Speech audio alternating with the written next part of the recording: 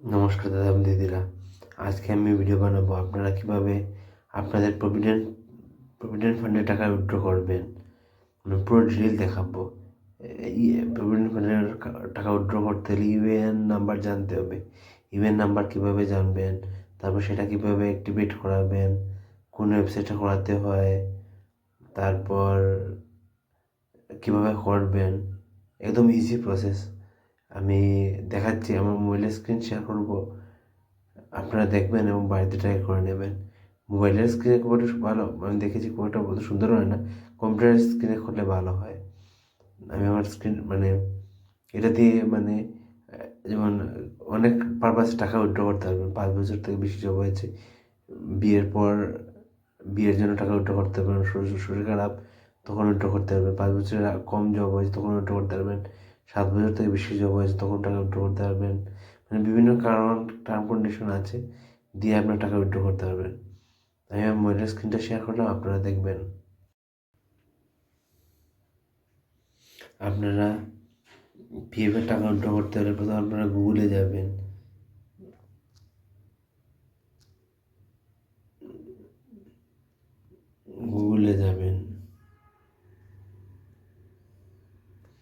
গুগলে গিয়ে টাইপ করবেন ইপিএফও ইপিএফও ইপিএফও টাইপ করে সার্চ করবেন।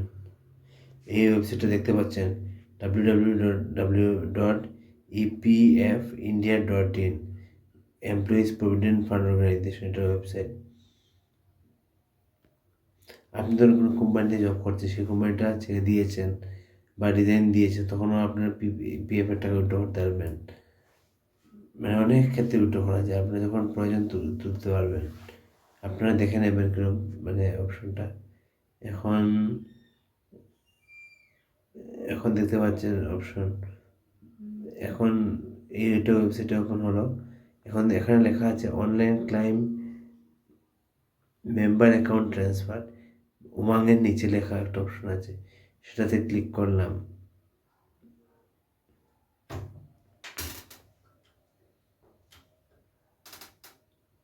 আমার পেজটা ওপেন হচ্ছে।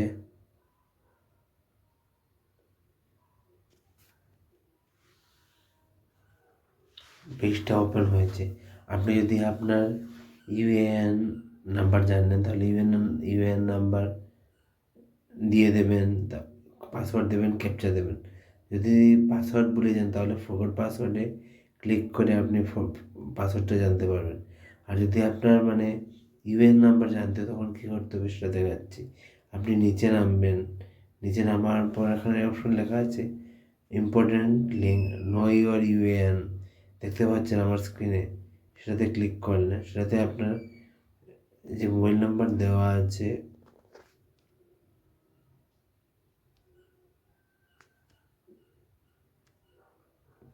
যে মোবাইল নাম্বারটা দেওয়া আছে সেটা দেবেন।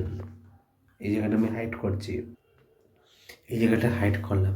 আপনি আপনার পিএফ রেকর্ড বানানোর সময় যে মোবাইল নাম্বার দিয়েছেন সেটা দেবেন। সেটা দেওয়ার পর আপনি আপনার মোবাইল নাম্বারে ওটিপি আসবে, ওটিপিটা দেবেন। ওটিপিটা দেওয়ার পর ক্লিক করবেন। তারপর আপনার আধার কার্ড বা প্যান কার্ডের যে নাম্বার ডিটেল আছে সেটা দেবেন। আইদার আধার কার্ড সিলেক্ট করবেন বা প্যান কার্ড সিলেক্ট করবেন। প্যান কার্ডের নাম্বার দেবেন বা আধার কার্ডের নাম্বার দেবেন, ভেরিফাই করবেন।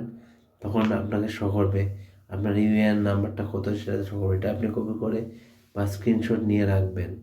তারপর এই ওয়েবসাইটে যাবেন, গিয়ে এখানে ইউএএন নাম্বার দেবেন। এই ইউএএন নাম্বারটা পেয়ে যাবেন। তারপর পাসওয়ার্ড দেবেন, তারপর ক্যাপচা দেবেন, তারপর লগ ইন করে নেবেন। আমি জায়গাটা একটু হাইড করছি।